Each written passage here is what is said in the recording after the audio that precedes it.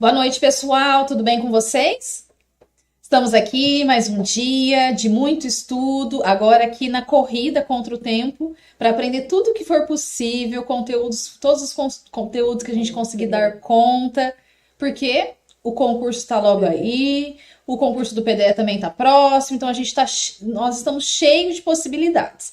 E todas essas possibilidades exigem o quê? Que vocês estudem, que vocês se organizem, que tenham disciplina, e isso é o importante, certo? Vamos dando boa noite aqui no chat, quem for entrando, eu vi que a Priscila já entrou, deu boa noite, só pra gente saber quem que é a galera que tá participando dessa aula aí. Vamos dar uns segundinhos para vocês se apresentarem. Acho que vocês estão na expectativa, como a gente também. Nós ficamos um bom tempo sem ter concurso, sem ter processos seletivos, e agora a gente tem aparecido várias oportunidades, né? Então, eu espero que vocês estejam tão animados quanto nós estamos animados aqui com a organização do nosso curso, com tudo que está vindo por aí, certo? Para quem está se preparando aí para o PDE também, né? Então, a gente vai estudar para várias coisas diferentes. Vamos lá? Para começar, né, a aula de hoje nós falaremos sobre o atendimento, o acompanhamento que é feito com os alunos com necessidades educacionais especiais. Esse é o tema dessa aula.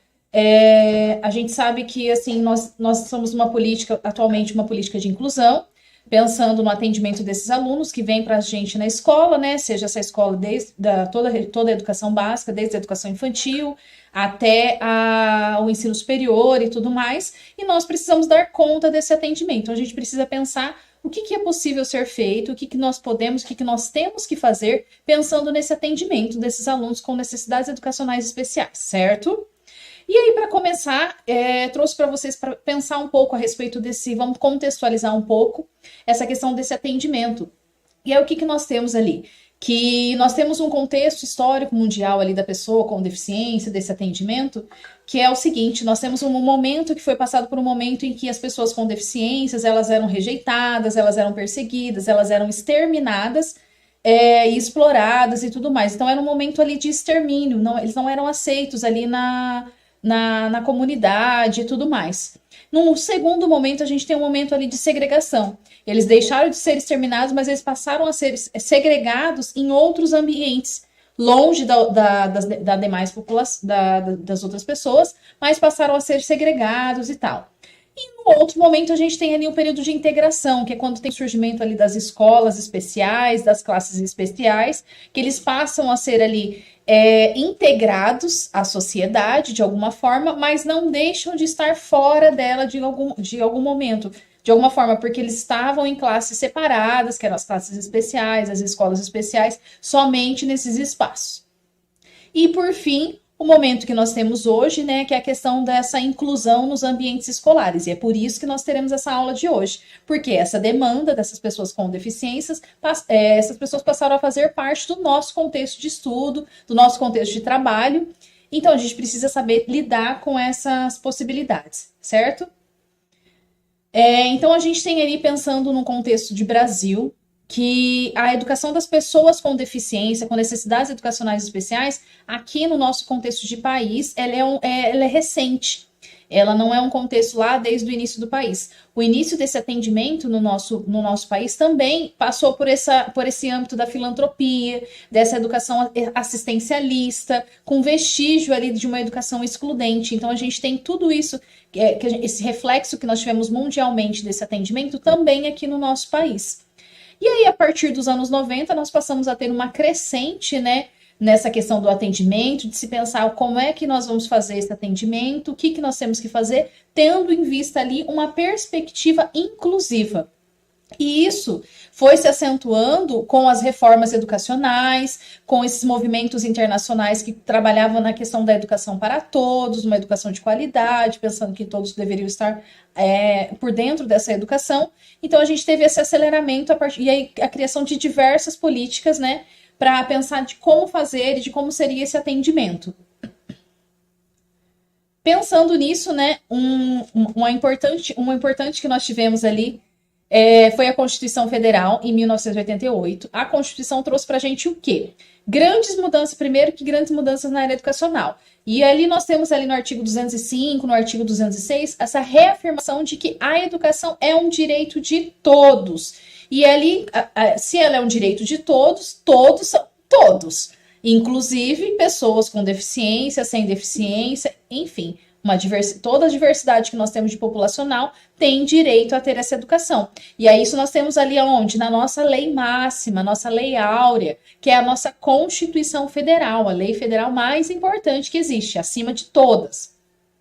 Nós temos ali, então, o artigo 205 e 206, que reafirma essa questão desse direito da educação de todos, e delimita ali 9 princípios de como deve ser essa educação, né? De como deve seguir essa educação, de como tem que acontecer essa questão do desenvolvimento pleno desses alunos e tudo mais. E aí, dentre esses 9 princípios, um deles traz para a gente a seguinte questão: a igualdade de condições de acesso e permanência na escola, a educação como direito público e subjetivo para todos dos 4 aos 17 anos. Ali que é o nosso artigo 208. Para quem já viu outras aulas, para quem está estudando aí para as provas que vão acontecer, tenho certeza que já viu em vários momentos esse artigo da Constituição falando sobre o acesso da educação para todos, a educação como direito público, subjetivo e tudo mais. Então é muito importante a gente conhecer esse artigo da Constituição, porque é a nossa lei máxima,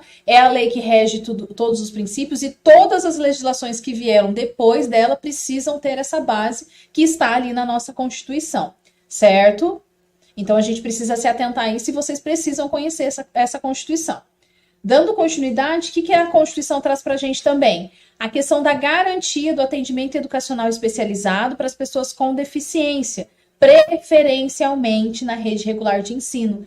Lembra que eu falei agora há pouco sobre essa questão de que teve em alguns momentos, nós tivemos um momento de integração dessas pessoas com deficiência, que elas ficavam em classes especiais, em salas especiais, não dentro da sala de aula, escolas especiais, e aí a gente tem uma legislação que fala que essa inclusão tem que acontecer preferencialmente dentro da rede regular de ensino. O que significa? Ah, professora, significa que todos eles vêm para a sala de aula? Preferencialmente, dando conta, sim, que esteja ali na rede regular de ensino e que tenha essa educação, esses outros atendimentos como um suporte para essa educação de qualidade, certo?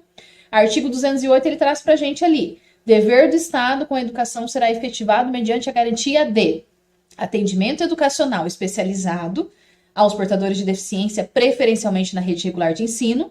A partir dos anos 90, então, a gente tem essa crescente nessas discussões, a partir disso, dessa questão de que preferencialmente eles têm que estar dentro da escola, a gente começa a ver essa movimentação ali de que é preciso se pensar numa perspectiva inclusiva quando for pensar o atendimento desse aluno com necessidade educacional especial, com deficiência e tudo mais, certo? E aí, na sequência, a gente tem ali, né, a Constituição foi em 1988, então nós temos ali a nossa LDB, que veio ali no ano de 1996, nossa Lei 9394 de 96, que diz pra gente o seguinte, né, que a educação especial passa a ser entendida como uma modalidade de ensino, que perpassa todas as outras modalidades. E que mais que nós temos ali na LDB pensando nesse atendimento? Nós temos ali pela primeira vez também a utilização do termo necessidades educacionais especiais, que foi citado anteriormente ali na Declaração de Salamanca, em 1994, 2 anos antes. Então percebe que as legislações que vão surgindo a partir de então, elas têm reflexo ali dos movimentos internacionais, da Constituição que surgiu. Então, assim, a cada acréscimo, cada ganho que a gente tem em cada legislação, ela aumenta na próxima que vem. Normalmente as coisas acontecem assim. A gente percebe que ali começou a ter um avanço no atendimento, né, dessa pessoa com deficiência e uma ampliação assim de melhora mesmo nesse atendimento, se pensar como vai ser feito esse atendimento, que tipo de atendimento que vai ser feito, como que a gente vai receber esse aluno e tudo mais. E aí nós temos isso ali na nossa LDB, que é a nossa lei máxima dentro da área educacional, Lei de Diretrizes e Bases da Educação, certo? A LDB traz pra gente ali também, dizendo o seguinte ali: A Lei 9394 de 96, ela traz pra gente ali, um trecho de um autor, né, da Melete do Bueno, que diz pra gente o seguinte, que essa lei estabeleceu as diretrizes e bases da educação nacional e em seu artigo 59 determina que os sistemas de ensino assegurarão aos educandos com necessidades especiais, entre outros aspectos, currículos, métodos, técnicas, recursos educativos e organização específicos para atender às necessidades, bem como terminalidade específica para aqueles que não puderem atingir o nível exigido para a conclusão do ensino fundamental em virtude de suas deficiências. Então percebe ali a amplitude de coisas a se pensar a partir dessas legislações que começaram a pensar que esse atendimento dos alunos precisava ser numa perspectiva inclusiva. Então passava a se ter que pensar em currículo, o que a gente vai ensinar, como você vai ensinar, que são os métodos, as técnicas, que recursos eu posso utilizar para que esse estudante tenha um atendimento de uma educação de qualidade. Então a gente tem ali essa movimentação que passa a acontecer a partir do estabelecimento dessas políticas que brigam ali por uma educação inclusiva. Nós temos ali também o artigo 59 da LDB dizendo o seguinte, que os sistemas de ensino assegurarão ali mais uma vez. Então, assim, eu trouxe ali para vocês verem na citação, e agora a gente tem aqui nesse artigo, qual que é o artigo 59 falando, que eles têm que assegurar aos educandos com deficiência, com transtornos global de desenvolvimento e altas habilidades ou superdotação, todas essas questões que nós acabamos de falar. Currículos, métodos, técnicas, recursos educativos e organização específica para atender essas necessidades. E aí a questão da terminalidade específica e tudo mais. Então, onde a gente encontra isso? Artigo 59 da nossa LDB, trouxe ali frisando 2 vezes, para vocês lembrarem que é ali. E esse artigo é um artigo que os concursos, as provas adoram colocar. Adoram confundir. Desculpa. Adoram trazer para confundir, mistura ali, tira ali alguma deficiência ou muda algum termo ali para saber se você está por dentro, se você está conhecendo as novas nomenclaturas e tudo mais. Então é importante saber que tudo isso ali está no artigo 59 da nossa LDB. Pega a LDB mais uma vez e vamos dar uma estudada aí nesses artigos que falam sobre o atendimento à pessoa com deficiência, certo? Aí nós temos também a nossa Lei da Inclusão, que é a nossa Lei 13.146, de julho de 2015, que é a Lei Brasileira da Educação da Pessoa com Deficiência, mais conhecido como Estatuto da Pessoa com Deficiência. Nós temos ali o artigo 1º que diz o seguinte, que é artigo 1º, destinado a assegurar e a promover em condições de igualdade o exercício dos direitos e das liberdades fundamentais por pessoa com deficiência, visando a sua inclusão social e a sua cidadania. Então, o que nós temos ali? Uma lei organizada pensando nessa promoção da inclusão social, da questão da cidadania, da gente tratar essas pessoas como pessoas que estão ali para uma formação integral. Então, essa lei, esse estatuto, ele vem para trazer, para bater de frente com várias questões em diversos âmbitos, né? Ela não vem somente para a questão educacional, ela vem para trabalhar diversas instâncias ali que a pessoa que tem deficiência passa a se relacionar e tudo mais. Então, o que a gente tem ali nessa lei, no Estatuto da Pessoa com Deficiência de relevância? Ela trouxe ali pra gente ali a questão da mudança de perspectiva em relação à forma de lidar com a pessoa com deficiência, levando em consideração a pessoa com deficiência como um sujeito integral. Então, não ficar numa perspectiva médica, focado na deficiência, mas uma abordagem biopsicossocial, pensando nesse sujeito, nesse indivíduo, como um ser integral, que participa da vida ativa como cidadão em diversas questões. Então, a gente precisa pensar da inclusão dessa pessoa em diversos espaços, certo? Pensando nela não numa perspectiva médica, mas uma perspectiva biopsicossocial. O Estatuto passa a utilizar o termo pessoa com deficiência para se tratar dos deficientes, então é um termo que a gente tem utilizado mais agora, a partir desse Estatuto. E ele busca ali descrever os direitos que as pessoas com deficiências têm em vários setores da vida educacional, na questão de trabalho, saúde, transporte, acessibilidade, comunicação e tudo mais. Então, é pensando, né, nesse âmbito geral de tudo que em todos os âmbitos que essa pessoa consegue, perpassa da vida social, ela precisa ter os seus direitos atendidos. Então, é para isso que veio esse Estatuto da Pessoa com Deficiência. E aí, nós chegamos então para pensar, esse aluno vem para a escola e o que, que nós temos que fazer na escola para fazer esse atendimento desse aluno de uma forma que viabilize o seu direito educacional, o seu direito a uma educação de qualidade. O que, que eu, enquanto professora, preciso fazer?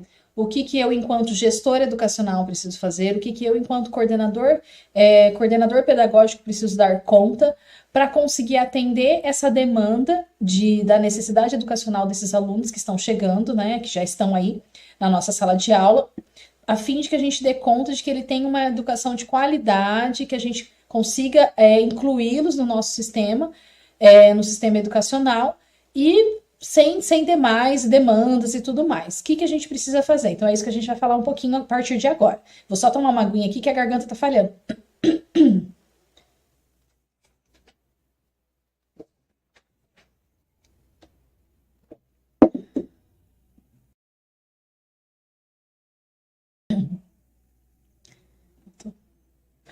Então a gente vai começar ali o trabalho pela questão do gestor educacional. Qual é o trabalho da gestão no atendimento desse aluno? A gente precisa pensar em diversas demandas. Quando a gente fala de gestor educacional, não sei se vocês já tiveram aula sobre isso, se não tiveram, vão ter, porque a gente está organizando várias áreas relacionadas à questão da gestão e tudo mais. Então a gente pensa numa amplitude de trabalho com um olhar que a gente tem que perceber essa escola como um todo. Todas as pessoas que fazem parte desse espaço, essa comunidade escolar como um todo, e aí pensando nesse aluno dentro dessa instituição, esse aluno vai perpassar todas as áreas que fazem parte dessa escola e vai se relacionar com todas as pessoas que ali estão. Então o gestor precisa pensar qual é o trabalho dele ao pensar o atendimento desse aluno. Aí eu coloquei algumas questões, que são alguns pontos que são ali primordiais para se pensar quando a gente pensa esse atendimento, quando a gente pensa o papel do gestor escolar. O primeiro ponto que eu coloquei ali é a questão de direcionar e reivindicar a contratação de professores que auxiliem no processo de atendimento do aluno com necessidade educacional especial. A gente sabe que muitas vezes a gente recebe um aluno que precisa de um professor de apoio, conforme a nomenclatura que a própria legislação utiliza, e precisa de um professor de apoio para dar esse suporte, para dar esse apoio a esse aluno nas necessidades que ele precisa, que ele tem ali no contexto educacional. E nem sempre esse professor está lá de bandeja esperando na escola para que o aluno chegue. A gente sabe que a gente tem ali uma demanda crescente ali de busca por profissionais. Muitas vezes, quando a gente fala, por exemplo, de rede pública, às vezes a gente tem uma falta de profissionais para atender ali minimamente uma sala de aula. E aí, quando nós temos um aluno e precisa de mais um professor, é preciso que seja reivindicado esse direito que esse aluno tem. E aí cabe ao gestor fazer essa reivindicação, essa busca para poder conseguir direcionar melhor esse atendimento e atender melhor esse aluno. Então, essa reivindicação, se é numa rede pública, buscar com os setores Secretaria de Educação e tudo mais, se é numa rede privada, buscar a contratação desse professor, conversar com as famílias, conforme a organização de cada escola, né? Mas quando há essa necessidade, é preciso que o gestor reivindique, né, e faça, cumpra com isso, para que consiga ter um atendimento, senão a gente tem falhas ali no processo. Outra questão é a questão de direcionar os encaminhamentos necessários para auxiliar na qualidade educacional. Então, muitas vezes a gente recebe um aluno que precisa de um suporte de fonoaudiologia, precisa de algum suporte relacionado a psicoterapias, a psicologia, ou a questão, por exemplo, de terapias ocupacionais, precisa exercitar algumas outras questões. E existem inúmeros atendimentos que fazem isso. Então, a gente precisa conhecer essa rede de atendimentos. Se é uma instituição pública, a gente tem lá os contatos com a rede mesmo de atendimento público e fazer esses encaminhamentos, fazer a carta para o posto de saúde, fazer a carta para o serviço social. Se é uma instituição privada, direcionar para atendimentos que já conhece, né? Como indicações de que isso vai ajudar, conversar com essa família para que ela entenda a importância desse atendimento, que ele seja realizado. Então, fazer esse direcionamento de encaminhamentos necessários para que se auxilie esse processo de inclusão desse aluno ali em sala, né? Também para quê? Para auxiliar nessa qualidade educacional. Porque se a gente precisa, nem sempre a gente dá conta de todos os atendimentos. Algumas coisas, a gente precisa de uma equipe multidisciplinar para dar conta de tudo.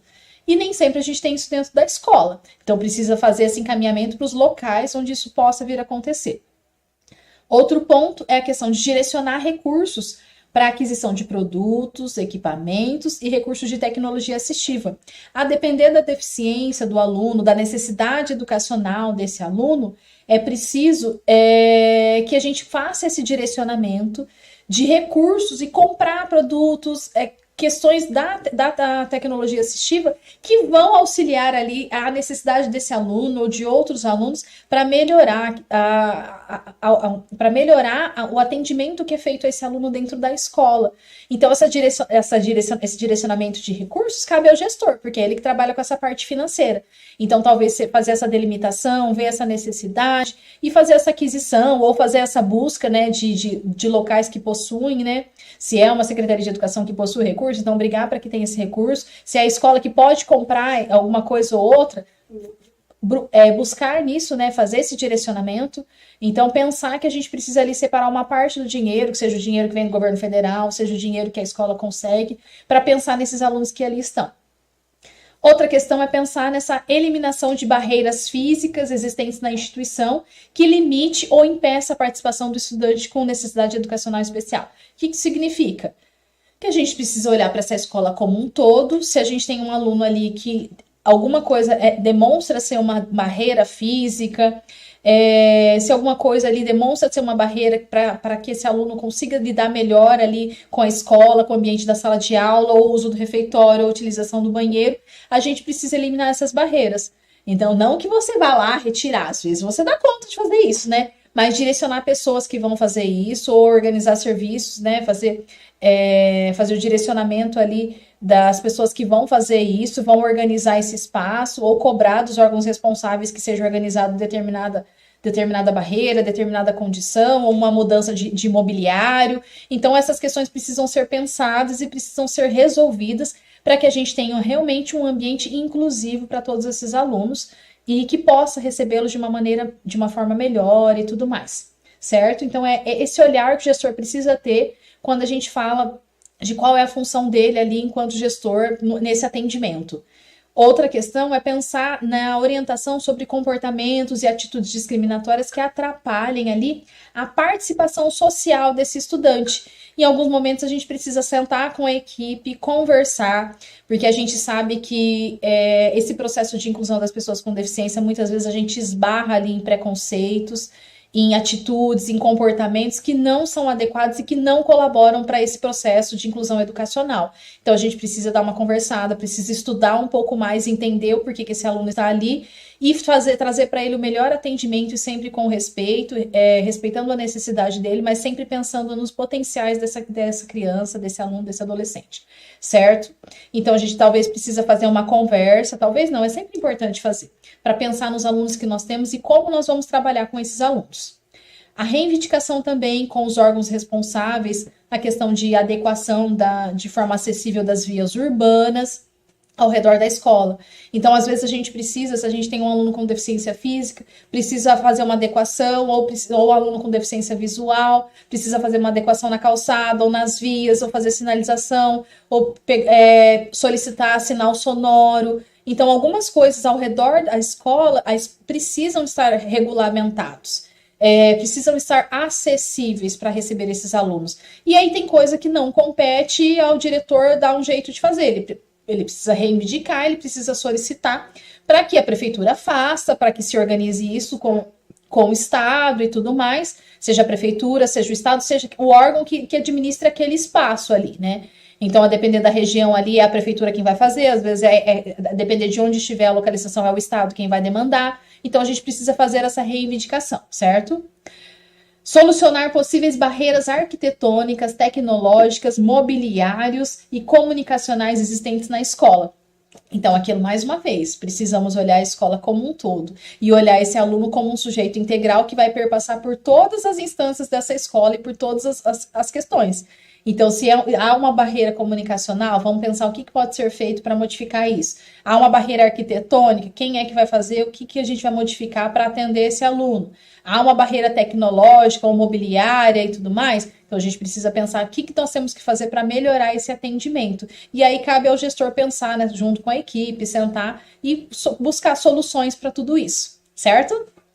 Então, assim, o trabalho do gestor envolve esse olhar geral para a escola, mas olhar para esse aluno e pensar nele como um sujeito que vai perpassar por todas as instâncias, né? E aí, no decorrer do processo, você vai perceber que tem coisas que a gente talvez tenha que fazer modificações para conseguir atender de uma forma melhor, ok?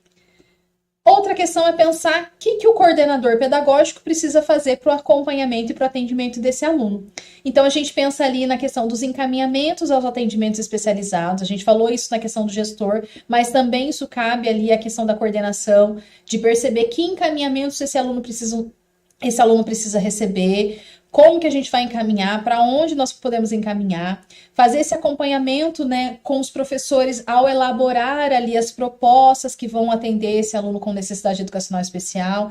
Então, a gente tem ali a coordenação pedagógica com esse foco no pedagógico, né, nos alunos, no atendimento aos pais, então, e aos professores, né, então, assim, ele precisa orientar, porque às vezes precisa de uma orientação ali para adequar o planejamento para que atenda esse aluno. E às vezes é uma coisa que não demande ali, não necessariamente grandes modificações. Então, o próprio coordenador consegue fazer esse atendimento.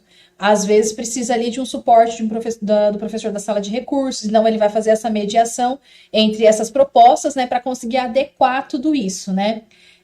Fazer interlocução com os atendimentos que são realizados pelos alunos. Então, se o aluno lá está fazendo um atendimento com psicólogo, ou está fazendo um atendimento de uma terapia ocupacional, ou um atendimento de fonoaudiologia, ou um atendimento ali de questão de mobilidade e tudo mais, em outros lugares ele realiza, então o coordenador precisa fazer esse contato, precisa ligar, conversar, saber o que está sendo feito, qual é o tipo de trabalho que está sendo feito lá, o que a escola pode fazer para colaborar com esse atendimento que já está acontecendo.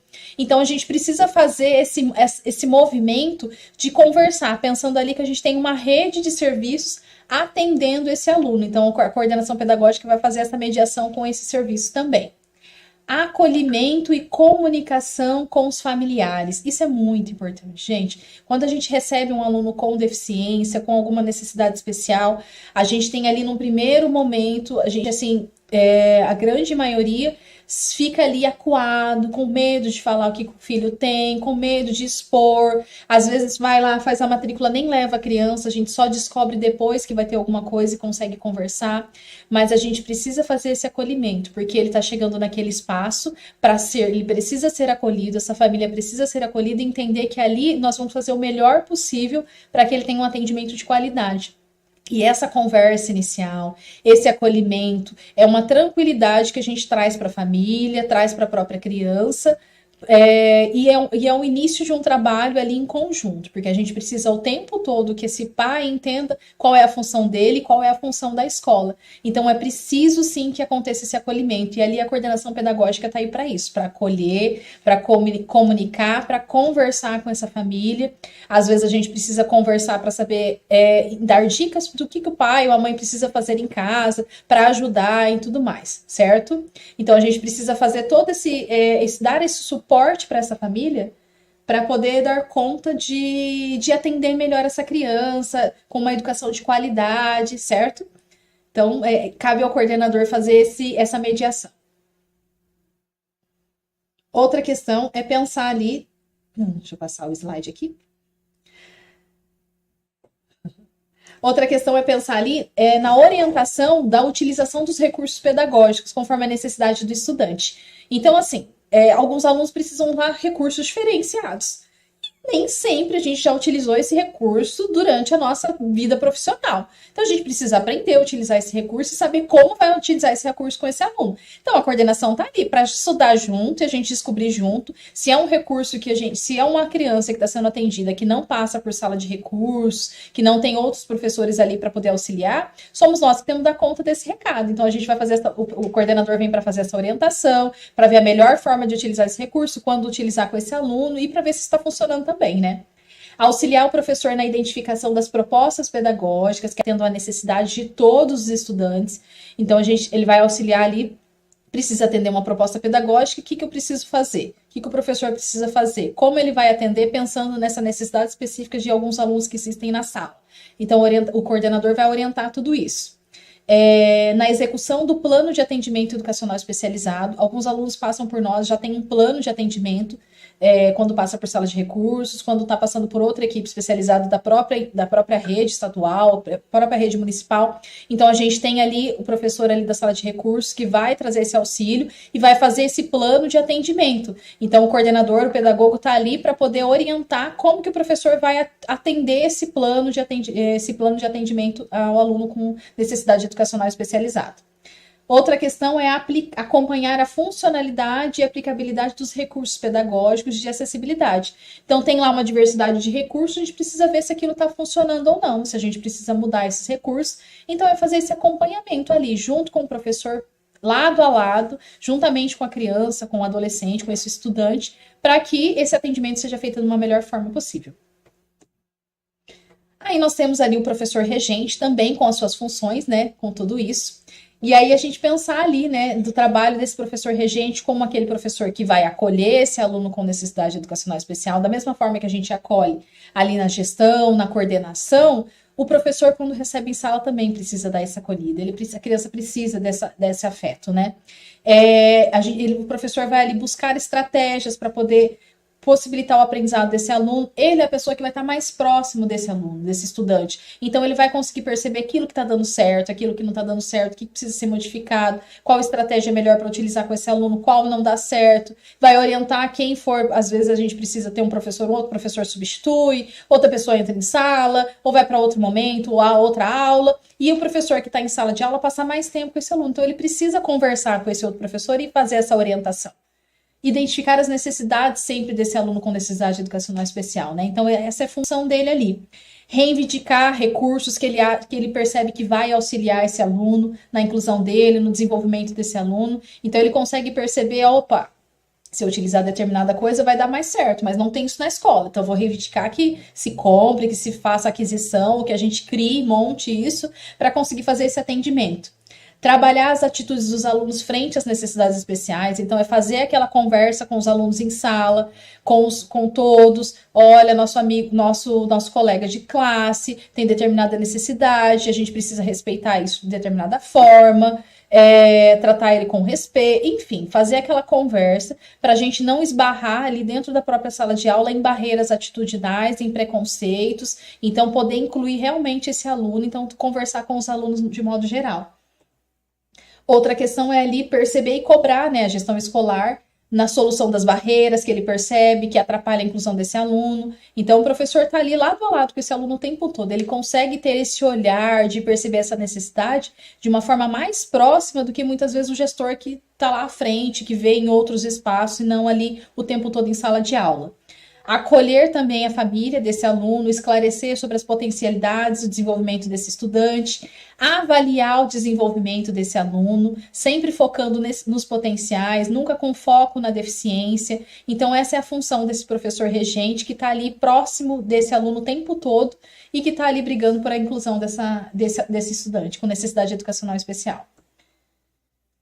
Outra questão aí, vamos pensar no professor de apoio, né? Nós temos uma legislação que garante professor de apoio para as crianças que precisam, né, de um apoio ali de alguém a mais. Então, esse professor está ali para auxiliar também na alimentação desse aluno, auxiliar na higiene desse estudante, caso haja necessidade, né? Dar assistência de locomoção para esse estudante com deficiência, atuar em todas as demandas, todas as atividades escolares que se fizerem necessárias em todos os níveis e modalidades de ensino. Então, tudo que for necessário que esse aluno precise, esse professor de apoio está ali para apoiá-lo, né? Então, naquilo que for necessário, não é fazer pelo aluno aquilo que ele dá conta de fazer, mas é ajudá-lo naquilo que ele não consegue fazer e que ele precise desse apoio. Então, lógico, esse nome professor de apoio.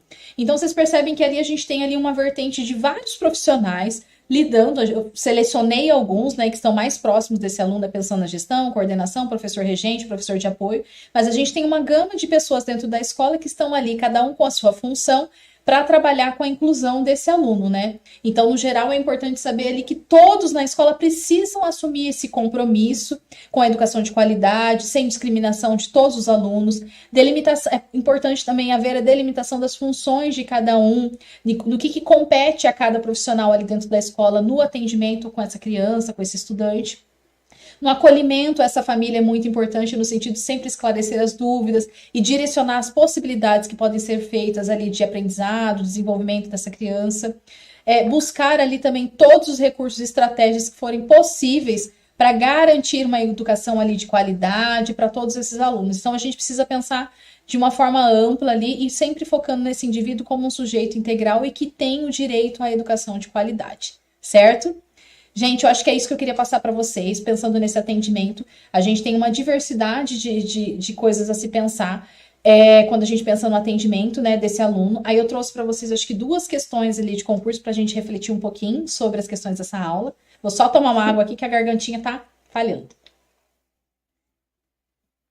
A primeira questão traz para a gente o seguinte ali, ela pede para julgar o item como certo ou errado.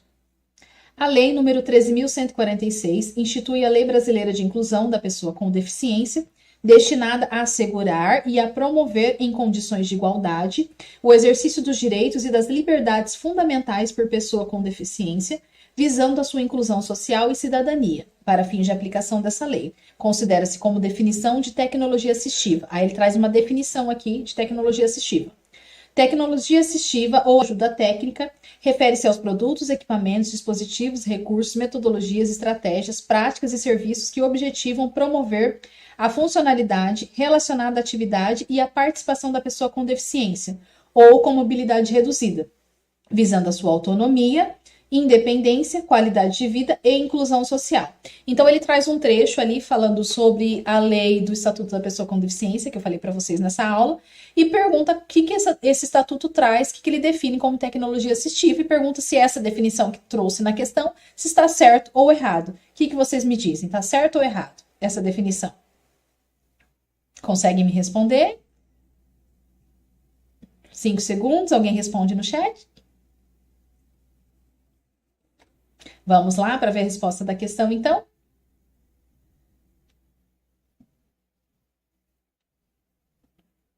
Vamos lá, ele traz para a gente que está certo. Então, nós temos ali que o Estatuto da Pessoa com Deficiência, ele traz para a gente essa definição de que a tecnologia, do que compreende essa tecnologia assistiva, certo? Essa definição, ela é muito importante. É uma definição que caiu numa prova recente e eles adoram utilizar esse termo, porque é muito fácil confundir essa questão dos recursos e tudo mais. Então, é um termo bem específico que está lá para a gente, lá no Estatuto da Pessoa com Deficiência, a Lei 13.146, certo? Próxima questão diz para a gente o seguinte. A Política Nacional de Educação Especial, na perspectiva da educação inclusiva, de 2008, propõe, exceto. Então, ele vai trazer ali várias colocações e uma delas está errada, que não bate ali com a política da educação inclusiva. Letra A. Que no contexto escolar, todos aprendam a viver coletivamente, a repartir tarefas e dividir responsabilidades, pois a valorização da diversidade de talentos humanos é um exercício que desenvolve as ações dos alunos e que resulta do trabalho em grupos heterogêneos. Letra B. Que a escola contemple todos os alunos, mesmo aqueles com severas limitações, que não conseguem aprender os conteúdos escolares, mas que se beneficiem da convivência com os outros alunos. Por conseguinte, os alunos nessas condições podem receber, como complemento, atendimento educacional especializado. Letra C. A mudança de valores, atitudes e práticas educacionais para atender a todos os alunos, todos os estudantes, sem nenhum tipo de discriminação, assegurando-lhe uma educação de qualidade. Letra D. Que a intencionalidade da educação seja voltada diretamente para a preparação dos indivíduos para o desempenho de funções específicas, mão de obra qualificada para o mercado de trabalho, ou seja, funções atreladas ao desenvolvimento econômico do país. Gente, observando essas questões aqui, o que vocês acham? A gente está falando de uma política nacional de educação especial, pensando numa perspectiva inclusiva. Dessas 4 opções, o que vocês acham que está fora daqui, que não compete quando a gente pensa numa política inclusiva? A primeira fala ali sobre a possibilidade da convivência de todos, da diversidade de talentos, do exercício da cidadania. A segunda opção está falando sobre a questão de que a gente precisa contemplar as limitações, mesmo os que não conseguem aprender, porque ainda tem o bônus dessa questão da convivência, né, com os outros. Traz para a gente a questão do atendimento educacional especializado que pode vir a acontecer para auxiliar esses alunos.